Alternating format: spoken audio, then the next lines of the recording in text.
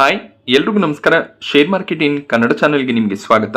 June 18ರ market ಅಪ್ಡೇಟ್ನ observe ಮಾಡೋದಾದರೆ ಮಾರ್ಕೆಟ್ನ strong momentum ಇವತ್ತು ಕೂಡ ಕಂಟಿನ್ಯೂ ಆಗಿದೆ. ನಿಫ್ಟಿ 0.3%ಗೂ ಹೆಚ್ಚಾಗಿ ಗೇನ್ ಆಯಿತು. ಸೆನ್ಸೆಕ್ಸ್ನಲ್ಲಿ ಕೂಡ 0.3%ನ ಜಂಪ್ ನೋಡೋದಕ್ಕೆ ಸಿಕ್ಕಿದೆ. ಬ್ಯಾಂಕ್ ನಿಫ್ಟಿಯಲ್ಲಿ ಕೂಡ 0.6%ನಷ್ಟು ಜಂಪ್ ಇವತ್ತು ನೋಡೋದಕ್ಕೆ ಸಿಕ್ತು. IT ಸೆಕ್ಟರ್ನ ಸ್ಟಾಕ್ಗಳಲ್ಲಿ ಕಂಟಿನ್ಯೂಸ್ 4 ಟ್ರೇಡಿಂಗ್ ಸೆಷನ್ಸ್ಗಳಿಂದ ಒಳ್ಳೆ ಒಂದು ಮೊಮೆಂಟಮ್ ಇತ್ತು. ಬಟ್ ಇವತ್ತು IT ಇಂಡೆಕ್ಸ್ 1.2%ನಷ್ಟು ಡೌನ್ ಆಗಿದೆ. ಸೊ ಕೆಲವೊಂದಿಷ್ಟು ಫ್ಯಾಕ್ಟರ್ಸ್ಗಳಿಂದ ಕರೆಕ್ಷನ್ ನೋಡೋದಕ್ಕೆ ಸಿಕ್ಕಿದೆ. ಸೊ ನಿಫ್ಟಿ ಆಟೋ ಇಂಡೆಕ್ಸ್ ಕೂಡ ಫ್ಲಾಟ್ ಆಗೇ ಇತ್ತು. ಆಟೋ ಸೆಕ್ಟರ್ನ ಸ್ಟಾಕ್ಗಳಲ್ಲಿ ಕೂಡ ಸ್ವಲ್ಪ ಮಟ್ಟಿಗೆ ವೀಕ್ನೆಸ್ ಕಂಟಿನ್ಯೂ ಆಗ್ತಿರೋದು ಕಾಣಿಸ್ತಿದೆ. ಸೊ ನಾಳೆ ಅಮೆರಿಕ ಮತ್ತು ಇರಾನ್ನ ನಡುವೆ ಫೈನಲ್ ಒಪ್ಪಂದ ಸೈನ್ ಆಗುತ್ತೆ ಅನ್ನುವಂಥ ಒಂದು ನ್ಯೂಸ್ ಇದೆ. ಎಕ್ಸ್ಪೆಕ್ಟೇಷನ್ನ ರೀತಿಯಲ್ಲಿ ಒಪ್ಪಂದ ಸಹಿ ಆದರೆ ಮಾರ್ಕೆಟ್ನ ಈ ಒಂದು ಮೊಮೆಂಟಮ್ ಇನ್ನಷ್ಟು ಸ್ಟ್ರಾಂಗ್ ಆಗ್ಬೋದು. ಫೆಡ್ ಮೀಟಿಂಗ್ ಔಟ್ಕಮ್ ನೋಡೋದಕ್ಕೆ ಸಿಕ್ಕಿದೆ. ಎಕ್ಸ್ಪೆಕ್ಟೇಷನ್ ರೀತಿಯಲ್ಲಿ ರೆಪೋ ರೇಟ್ನಲ್ಲಿ ಯಾವುದೇ ರೀತಿಯ ಚೇಂಜಸ್ ನೋಡೋದಕ್ಕೆ ಸಿಗಲಿಲ್ಲ. ಬಟ್ ಚೇರ್ಮನ್ ಕೆಲವೊಂದಿಷ್ಟು ಸ್ಟೇಟ್ಮೆಂಟ್ಗಳನ್ನು ಕೊಟ್ಟಿದ್ದಾರೆ. ಮಿಡಲ್ ಈಸ್ಟ್ ಟೆನ್ಷನ್ಸ್ನಿಂದ ಇನ್ಫ್ಲೇಷನ್ ಇನ್ಕ್ರೀಸ್ ಆಗ್ತದೆ. ಇನ್ಫ್ಲೇಷನ್ ಇದೇ ರೀತಿಯಲ್ಲಿ ಸಸ್ಟೈನ್ ಆದರೆ ಮುಂದಿನ ದಿನಗಳಲ್ಲಿ ರೇಟ್ ಹೈಕ್ ಮಾಡಬೇಕಾಗಿ ಬರ್ಬೋದು ಅನ್ನೋದೊಂದು ಸ್ಟೇಟ್ಮೆಂಟನ್ನು ಕೊಟ್ಟಿದ್ದಾರೆ. ಇದೆಲ್ಲ ಒಂದು ಕಡೆ ಸ್ವಲ್ಪ ಮಟ್ಟಿಗೆ ನೆಗೆಟಿವ್ ಇಂಪ್ಯಾಕ್ಟನ್ನು ಹಾಕ್ತಿದೆ. ಸೊ ಜಾಬ್ ಗೇನ್ಸ್ ಸ್ಟ್ರಾಂಗ್ ಆಗಿದೆ. ಅನ್ಎಂಪ್ಲಾಯ್ಮೆಂಟ್ ರೇಟ್ ಕಡಿಮೆ ಆಗಿರೋದು ಪ್ಲಸ್ ಆಗಿರುತ್ತೆ ಅಂತ ಹೇಳಿದ್ದಾರೆ. ಬಟ್ ಟ್ರಂಪ್ ಅವರು ಕಂಟಿನ್ಯೂಸ್ ಆಗಿ ಇಂಟ್ರೆಸ್ಟ್ ರೇಟನ್ನು ಕಟ್ ಮಾಡಬೇಕು ಅಂತ ಪ್ರೆಷರನ್ನು ಹಾಕ್ತಿದ್ದಾರೆ. ಚೇರ್ಮನ್ ಈಗ ಚೇಂಜ್ ಆಗಿದ್ದಾರೆ. ನೋಡಬೇಕಾಗುತ್ತೆ ಮುಂದಿನ ಮೀಟಿಂಗ್ಗಳಲ್ಲಿ ಚೇರ್ಮನ್ ಯಾವ ರೀತಿಯ ಡಿಸಿಷನ್ಸ್ಗಳನ್ನು ತಗೋತಾರೆ ಅಂತ. ಫೆಡ್ನ ಟಾರ್ಗೆಟ್ ಇರೋದು 2%ನ ಕೆಳಗಡೆ ಇನ್ಫ್ಲೇಷನ್ ಇರಬೇಕು ಅಂತ. ಈಗ 3.5%ನ ಅರೌಂಡಲ್ಲಿ US ಇನ್ಫ್ಲೇಷನ್ ನೋಡೋದಕ್ಕೆ ಸಿಗುತ್ತೆ. ಸೊ ಈ ಒಂದು ಔಟ್ಕಮ್ನಿಂದ RBI ಕೂಡ ಎಲ್ಲೋ ಒಂದು ಕಡೆ ಮುಂದಿನ ಮೀಟಿಂಗ್ಗಳಲ್ಲಿ ರೇಟ್ ಹೈಕ್ನ ಬಗ್ಗೆ ಯೋಚನೆ ಮಾಡುವಂಥ ಚಾನ್ಸಸ್ ಇರುತ್ತೆ. ಇರಾನ್ ಮತ್ತು ಅಮೆರಿಕ ಶಾಂತಿ ಮಾತುಕತೆಯನ್ನು ಸಕ್ಸಸ್ ಮಾಡಿಕೊಂಡ್ರೂ ಕೂಡ ಸ್ಟ್ರೈಟ್ ಆಫ್ ಹಾರ್ಮೋಸ್ ಫ್ರೀ ಆದರೂ ಕೂಡ ಕ್ರೂಡ್ ಆಯಿಲ್ನ ಪ್ರೈಸಸ್ $75ನ ಕೆಳಗಡೆ ಬರುವಂಥ ಚಾನ್ಸಸ್ ತುಂಬಾ ಕಡಿಮೆ ಇದೆ ಅಂತ ಗೋಲ್ಡ್ಮನ್ ಸ್ಯಾಕ್ಸ್ ಒಂದು ಕವರೇಜನ್ನು ಕೊಟ್ಟಿದ್ದಾರೆ. ಸೊ ಕೇವಲ ಗೋಲ್ಡ್ಮನ್ ಸ್ಯಾಕ್ಸ್ ಅಷ್ಟೇ ಅಲ್ಲ, ಸಾಕಷ್ಟು ಬ್ರೋಕರೇಜ್ಗಳು ಇದೇ ರೀತಿಯ ಒಂದು ಸ್ಟೇಟ್ಮೆಂಟ್ಗಳನ್ನು ಕೊಡ್ತಿದ್ದಾರೆ. ಸೊ ನಿಯರ್ ಟರ್ಮ್ನಲ್ಲಿ ಅಂದರೆ ಮುಂದಿನ 2-3 ತಿಂಗಳು ಕ್ರೂಡ್ ಆಯಿಲ್ನ ಪ್ರೈಸಸ್ ಹೈಯರ್ ಲೆವೆಲ್ನಲ್ಲೇ ಇರುತ್ತೆ. $80ನ ಅರೌಂಡಲ್ಲೇ ಇರುತ್ತೆ ಅಂತ ಅವರು ಹೇಳಿದ್ದಾರೆ. ಸಪ್ಲೈ ಕನ್ಸರ್ನ್ಸ್ ಈಗಲೂ ಕೂಡ ಇದೆ. ಕಂಪ್ಲೀಟ್ ಲಾಜಿಸ್ಟಿಕ್ಸ್ ಸರಿ ಹೋಗಬೇಕು ಅಂದರೆ ಇನ್ನೂ ಸಾಕಷ್ಟು ಸಮಯ ಆಗುತ್ತೆ ಅಂತ ಹೇಳಿದ್ದಾರೆ. ಹಾಗೆ ಇಸ್ರೇಲ್ ಈ ಮಧ್ಯದಲ್ಲಿ ಏನಾದರೂ ಅಟ್ಯಾಕ್ಗಳನ್ನು ಮಾಡಿದ್ರೆ ಅದು ಕೂಡ ಮಾರ್ಕೆಟ್ನ ಮೇಲೆ ಹಾಗೆಯೇ ಕ್ರೂಡ್ ಪ್ರೈಸಸ್ನಲ್ಲಿ ಸಾಕಷ್ಟು ಡಿಫ್ರೆನ್ಸಸ್ಸನ್ನು ತರ್ಬೋದು. ಸಡನ್ನಾಗಿ ಕ್ರೂಡ್ ಪ್ರೈಸಸ್ ಜಂಪ್ ಕೂಡ ಆಗ್ಬೋದು ಅಂತ ವಾರ್ನಿಂಗನ್ನು ಕೂಡ ಕೊಟ್ಟಿದ್ದಾರೆ. ಸೊ ಕಳೆದ ವರ್ಷ ಜುಲೈನಲ್ಲಿ ಭಾರತ ಮತ್ತು UK ನಡುವೆ ಫ್ರೀ ಟ್ರೇಡ್ ಅಗ್ರಿಮೆಂಟ್ ಸೈನ್ ಆಗಿತ್ತು. ಅದು ಈ ವರ್ಷ ಅಂದರೆ 2026ರ ಜುಲೈ 15ರಿಂದ ಕಿಕ್ ಆಫ್ ಆಗ್ತದೆ. ಸೊ ಸಾಕಷ್ಟು ಪ್ರಾಡಕ್ಟ್ಸ್ಗಳು UKಯಿಂದ ಭಾರತಕ್ಕೆ ಏನು ಬರುತ್ತೆ ಆ ಪ್ರಾಡಕ್ಟ್ಸ್ಗಳ ಮೇಲೆ ಸಾಕಷ್ಟು ತೆರಿಗೆ ಕಡಿಮೆ ಆಗ್ತದೆ. ಇದರಿಂದ ಚೀಪಾಗಿ ಆ ವಸ್ತುಗಳು ಭಾರತದಲ್ಲಿ ಸಿಗುತ್ತೆ.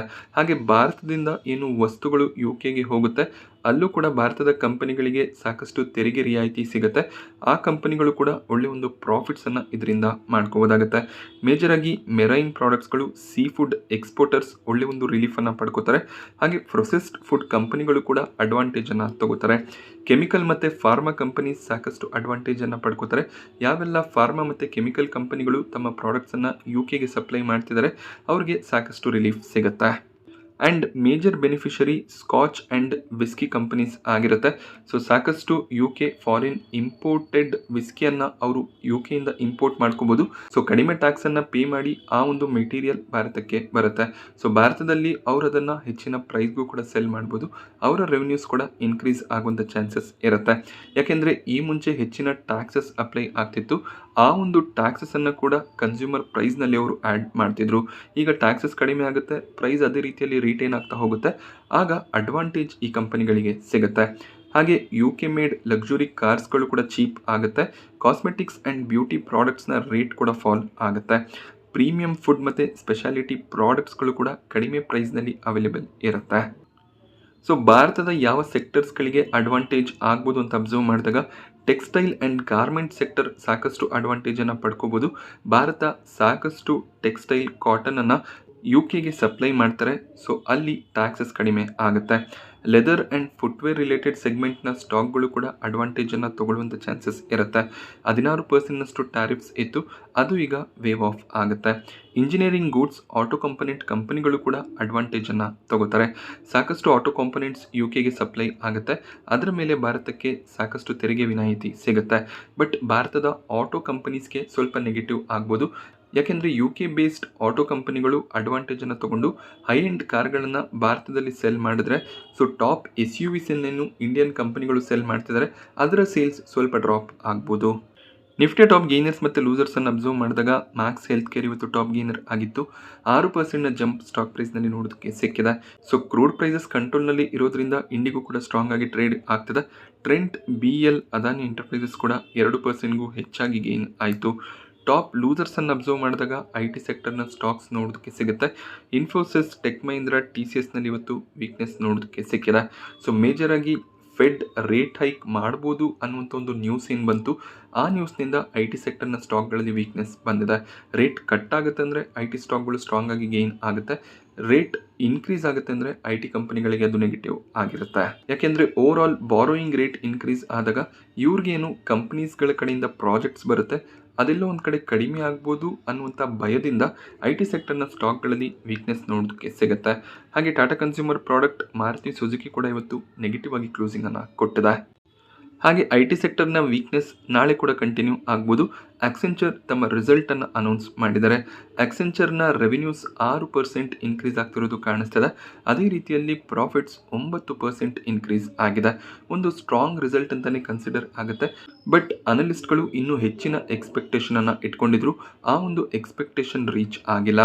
ಹಾಗೆಯೇ ಆಕ್ಸೆಂಚರ್ ರೀಸೆಂಟಾಗಿ 4-5% ರೆವಿನ್ಯೂ ಫೋರ್ಕಾಸ್ಟನ್ನು ಮಾಡಿದರು 2026 ಫಿನಾನ್ಷಿಯಲ್ ಇಯರ್ಗೆ. ಈಗ ಅದು ಅವರ Q3 ಆಗಿರುತ್ತೆ. ಸೊ ಅದನ್ನು 3-4%ಗೆ ಇಳಿಸಿದ್ದಾರೆ. 1% ಡ್ರಾಪ್ ಕಾಣಿಸ್ತಿದೆ. ಈ ರೀಸನ್ನಿಂದ ಇವತ್ತು ಸ್ಟಾಕ್ 10%ನಷ್ಟು ಫಾಲ್ ಕೂಡ ಆಗಿದೆ. ಇದರ ಇಂಪ್ಯಾಕ್ಟ್ ಇಂಡಿಯನ್ IT ಸ್ಟಾಕ್ಗಳಲ್ಲಿ ನಾಳೆ ಕೂಡ ನೋಡೋದಕ್ಕೆ ಸಿಗ್ಬೋದು. ಬಜಾಜ್ ಆಟೋ ರೀಸೆಂಟಾಗಿ 5,633 ಕೋಟಿಯ ಬೈಬ್ಯಾಕನ್ನು ಅನೌನ್ಸ್ ಮಾಡಿದರು. ಆ ಒಂದು ಬೈಬ್ಯಾಕ್ಗೆ ರೆಕಾರ್ಡ್ ಡೇಟ್ ಫೈನಲೈಸ್ ಆಗಿದೆ. ಜೂನ್ 24 ರೆಕಾರ್ಡ್ ಡೇಟ್ ಆಗಿರುತ್ತೆ. ಅದಕ್ಕೂ ಮುಂಚೆ ನೀವು ಬಜಾಜ್ ಆಟೋ ಶೇರ್ಸ್ಗಳನ್ನು ಪರ್ಚೇಸ್ ಮಾಡಿದ್ರೆ ಅಥವಾ ಅಲ್ಲಿವರೆಗೂ ನಿಮ್ಮ ಶೇರ್ಸ್ಗಳನ್ನು ಹೋಲ್ಡ್ ಮಾಡಿಕೊಂಡ್ರೆ ನೀವು ಈ ಒಂದು ಬೈಬ್ಯಾಕ್ನಲ್ಲಿ ಪಾರ್ಟಿಸಿಪೇಟ್ ಮಾಡ್ಬೋದಾಗುತ್ತೆ. 12,000 ಪ್ರೈಸ್ನಲ್ಲಿ ಕಂಪನಿ ಶೇರ್ಗಳನ್ನು ಬೈಬ್ಯಾಕ್ ಮಾಡ್ಕೋತಾರೆ. ಒಂದು ವಿಷಯ, ಎಲ್ಲ ಶೇರ್ಗಳು ಬೈಬ್ಯಾಕ್ ಆಗೋದಿಲ್ಲ, ಅಕ್ಸೆಪ್ಟೆನ್ಸ್ ರೇಷಿಯೋ ಇರುತ್ತೆ, ಅದರ ಬೇಸಿಸ್ ಮೇಲೆ ಶೇರ್ಸ್ ಬೈಬ್ಯಾಕ್ ಆಗುತ್ತೆ. ಈಗ ಬಜಾಜ್ ಆಟೋ 10,000 ಅರೌಂಡಲ್ಲಿ ಟ್ರೇಡ್ ಆಗ್ತದೆ. 2,000 ರೂಪಾಯಿ ಪ್ರತಿ ಶೇರ್ನ ಮೇಲೆ ಪ್ರಾಫಿಟ್ ಎಕ್ಸ್ಪೆಕ್ಟೇಷನ್ ಇರುತ್ತೆ. ನಾನು ಆಲ್ರೆಡಿ ಹೇಳಿದ ರೀತಿಯಲ್ಲಿ ಎಲ್ಲ ಶೇರ್ಸ್ ಬೈಬ್ಯಾಕ್ ಆಗೋದಿಲ್ಲ. ಸೊ ಬಜಾಜ್ ಆಟೋಗೆ ಬೈಬ್ಯಾಕ್ನ ರುಚಿ ಸಿಕ್ಕಿದೆ ಅಂತಲೇ ಹೇಳ್ಬೋದಾಗುತ್ತೆ. 2024ರಲ್ಲಿ ಕೂಡ ಇದೇ ರೀತಿಯ ಒಂದು ಬೈಬ್ಯಾಕನ್ನು ಅನೌನ್ಸ್ ಮಾಡಿದ್ರು. ಆಗ ಬಜಾಜ್ ಆಟೋ 7,000 ಅರೌಂಡಲ್ಲಿ ಟ್ರೇಡ್ ಆಗ್ತಿತ್ತು. 10,000 ಬೈಬ್ಯಾಕ್ ಪ್ರೈಸನ್ನು ಸೆಟ್ ಮಾಡಿದ್ರು. ಈ ಒಂದು ಬೈಬ್ಯಾಕ್ನ ನ್ಯೂಸ್ನಿಂದ ಸ್ಟಾಕ್ ಸ್ಲೋ ಆಗಿ 10,000 ಲೆವೆಲ್ಗೆ ಕೂಡ ಹೋಗಿತ್ತು. ಅದಾದಮೇಲೆ ಸ್ವಲ್ಪ ಸ್ಟಾಕ್ನಲ್ಲಿ ವೀಕ್ನೆಸ್ ಬಂತು. ಮತ್ತೆ ಈಗ ಕಂಪನಿ ಬೈಬ್ಯಾಕನ್ನು ಅನೌನ್ಸ್ ಮಾಡಿದ್ದಾರೆ. ಈಗ 12,000 ಪ್ರೈಸ್ನಲ್ಲಿ ಪ್ರಮೋಟರ್ ಶೇರ್ಸ್ಗಳನ್ನು ಬೈಬ್ಯಾಕ್ ಮಾಡ್ಕೋತಿದ್ದಾರೆ. ಈ ಒಂದು ರೀಸನ್ನಿಂದ ಬಜಾಜ್ ಆಟೋ ಸ್ಟಾಕ್ನಲ್ಲಿ ಮುಂದಿನ ವಾರದಲ್ಲಿ ಸ್ವಲ್ಪ ಮಟ್ಟಿಗೆ ಮೊಮೆಂಟಮ್ ನೋಡೋದಕ್ಕೆ ಸಿಗ್ಬೋದು. ಬಟ್ ಇದೊಂದು ಶಾರ್ಟ್ ಟರ್ಮ್ ಟ್ರೆಂಡ್ ಆಗಿರುತ್ತೆ.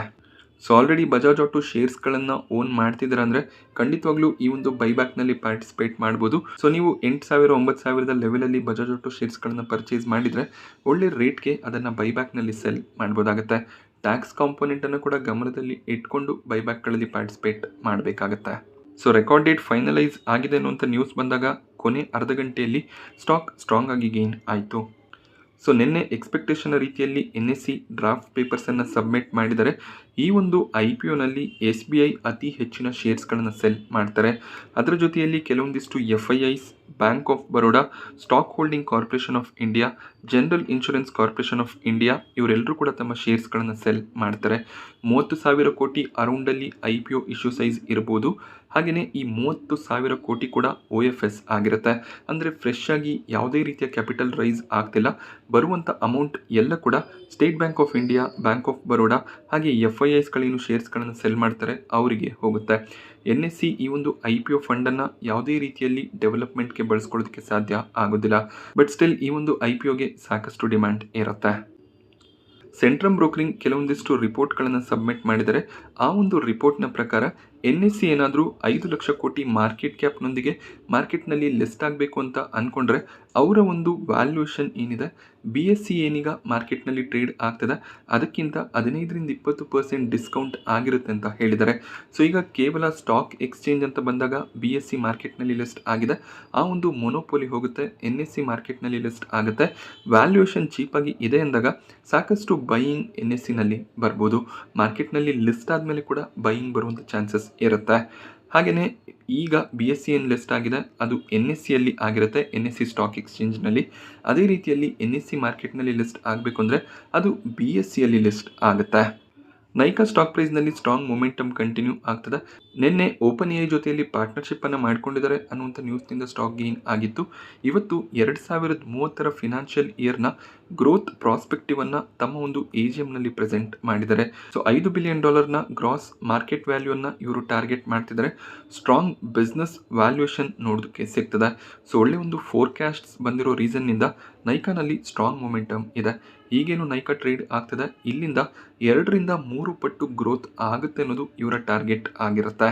ಸೊ ನೋಡಬೇಕಾಗುತ್ತೆ ಯಾವ ರೀತಿಯಲ್ಲಿ ಟಾರ್ಗೆಟ್ಸನ್ನು ಅಚೀವ್ ಮಾಡ್ತಾರೆ ಅಂತ. ಗೋಲನ್ನು ಸೆಟ್ ಮಾಡ್ಬೋದು, ಬಟ್ ಆ ಗೋಲನ್ನು ಅಚೀವ್ ಮಾಡೋದು ಕೂಡ ಇಂಪಾರ್ಟೆಂಟ್ ಆಗುತ್ತೆ. ರೆಡಿಂಗ್ಟನ್ ಲಿಮಿಟೆಡ್ ಸ್ಟಾಕ್ ಪ್ರೈಸ್ನಲ್ಲಿ ಕೂಡ 9% ಜಂಪ್ ಇವತ್ತು ನೋಡೋದಕ್ಕೆ ಸಿಕ್ತು.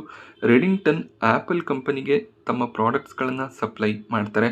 ಸೊ ಈಗ ಆ್ಯಪಲ್ ಕಂಪನಿ ತಮ್ಮ ಪ್ರಾಡಕ್ಟ್ಸ್ ಆಗಿರುವಂಥ ಐಫೋನ್, ಐಪ್ಯಾಡ್ ಹಾಗೆ ಸಾಕಷ್ಟು ಪ್ರಾಡಕ್ಟ್ಸ್ಗಳ ಪ್ರೈಸನ್ನು ಜಾಸ್ತಿ ಮಾಡಬೇಕು ಅಂತ ಇದ್ದಾರೆ. ಚಿಪ್ ಅಂದರೆ ಸೆಮಿಕಂಡಕ್ಟರ್ ಚಿಪ್ಗಳ ಪ್ರೈಸಸ್ ಇನ್ಕ್ರೀಸ್ ಆಗ್ತಿರೋದ್ರಿಂದ ಇವರು ಕೂಡ ಪ್ರಾಡಕ್ಟ್ ಪ್ರೈಸಸನ್ನು ಇನ್ಕ್ರೀಸ್ ಮಾಡ್ತಾರೆ. ಸೊ ಈ ಒಂದು ಪ್ರಾಡಕ್ಟ್ ಪ್ರೈಸ್ ಹೈಕ್ ರೆಡಿಂಗ್ಟನ್ಗೆ ಬೆನಿಫಿಟ್ ಆಗ್ಬೋದು ಅನ್ನುವಂಥ ನ್ಯೂಸ್ನಿಂದ ಸ್ಟಾಕ್ ಗೇನ್ ಆಗಿದೆ. ಸೊ ಇಲ್ಲಿ ಪ್ರಾಡಕ್ಟ್ ಪ್ರೈಸಸನ್ನು ಇನ್ಕ್ರೀಸ್ ಮಾಡ್ತಿರೋದು ಆ್ಯಪಲ್, ರೆಡಿಂಗ್ಟನ್ ಅಲ್ಲ. ಸೊ ಆ್ಯಪಲ್ ಪ್ರೈಸಸನ್ನು ಇನ್ಕ್ರೀಸ್ ಮಾಡಿದ್ರೆ ರೆಡಿಂಗ್ಟನ್ ತಮ್ಮ ರಾ ಮೆಟೀರಿಯಲ್ ಪ್ರೈಸಸನ್ನು ಕೂಡ ಇನ್ಕ್ರೀಸ್ ಮಾಡಬೇಕಾಗತ್ತೆ. ಸೊ ಆಗಷ್ಟೇ ಅದರ ಅಡ್ವಾಂಟೇಜ್ ರೆಡಿಂಗ್ಟನ್ಗೆ ಸಿಗುತ್ತೆ. ಸೊ ಕೇವಲ ಆ್ಯಪಲ್ ಕಂಪನಿ ತಮ್ಮ ಪ್ರಾಡಕ್ಟ್ ಪ್ರೈಸನ್ನು ಇನ್ಕ್ರೀಸ್ ಮಾಡಿದ್ರೆ ಅದರ ಅಡ್ವಾಂಟೇಜ್ ರೆಡಿಂಗ್ಟನ್ಗೆ ಡೈರೆಕ್ಟಾಗಿ ಸಿಗೋದಿಲ್ಲ. HFCL ಸ್ಟಾಕ್ ಪ್ರೈಸ್ನಲ್ಲಿ ಇವತ್ತು ಒಳ್ಳೆ ಒಂದು ಮೊಮೆಂಟಮ್ ಕಾಣಿಸ್ತು. 5% ಅಪ್ಪರ್ ಸರ್ಕ್ಯೂಟ್ ಕೂಡ ನೋಡೋದಕ್ಕೆ ಸಿಕ್ಕಿದೆ. RVNLನ ಕಡೆಯಿಂದ ಉತ್ತರ ಪ್ರದೇಶನಲ್ಲಿ 2666 ಕೋಟಿಯ ಆರ್ಡರ್ ಕಂಪನಿಗೆ ಸಿಕ್ಕಿದೆ. ಸೊ ಈ ರೀತಿಯ ಕಾಂಟ್ರಾಕ್ಟ್ಸ್ ಖಂಡಿತವಾಗ್ಲೂ ಲಾಂಗ್ ಟರ್ಮ್ಗೆ ಬೆನಿಫಿಷಿಯಲ್ ಆಗಿರುತ್ತೆ. ಬಾಟಾ ಇಂಡಿಯಾ ಸ್ಟಾಕ್ ಪ್ರೈಸ್ನಲ್ಲಿ ಕೂಡ 16% ಜಂಪ್ ನೋಡೋದಕ್ಕೆ ಸಿಕ್ತು. ಇದಕ್ಕೆ ರೀಸನ್ ನೈಕ್ನ ರಿಟೇಲ್ ಹೆಡ್ ಆದಂಥ ಸಂಜಯ್ ರಾವ್ ಅವರು ಈಗ ಬಾಟಾದ CEO ಆಗಿ ಅಪಾಯಿಂಟ್ ಆಗ್ತಿದ್ದಾರೆ.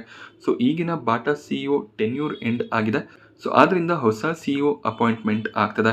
ಸೊ ನೈಕಿನಲ್ಲಿ ಒಳ್ಳೆ ಒಂದು ಎಕ್ಸ್ಪೀರಿಯನ್ಸ್ ಹೊಂದಿರುವಂಥವರು ಬಾಟಾದ CEO ಆಗ್ತಿರೋದು ಕಂಪನಿಯ ಸೇಲ್ಸ್ಗೆ ಅಡ್ವಾಂಟೇಜ್ ಆಗುತ್ತೆ ಅನ್ನುವಂಥ ರೀಸನ್ನಿಂದ ಸ್ಟಾಕ್ನಲ್ಲಿ ಮೊಮೆಂಟಮ್ ನೋಡೋದಕ್ಕೆ ಸಿಕ್ಕಿದೆ. ಸೊ ನಾನಿವತ್ತು ನಿಮಗೆ ಮಾರ್ಕೆಟ್ನ ಬಗ್ಗೆ ತಿಳಿಸ್ಕೊಟ್ಟಂಥ ಇನ್ಫಾರ್ಮೇಷನ್ ಇಷ್ಟ ಆದರೆ ವಿಡಿಯೋನ ಲೈಕ್ ಮಾಡಿ. ಹಾಗೆ ಇದೇ ರೀತಿಯ ಮಾರ್ಕೆಟ್ ಅಪ್ಡೇಟ್ಸ್ಗಳಿಗೆ ಚಾನಲ್ನ ಸಬ್ಸ್ಕ್ರೈಬ್ ಮಾಡ್ಕೊಳ್ಳಿ. Thank you friends.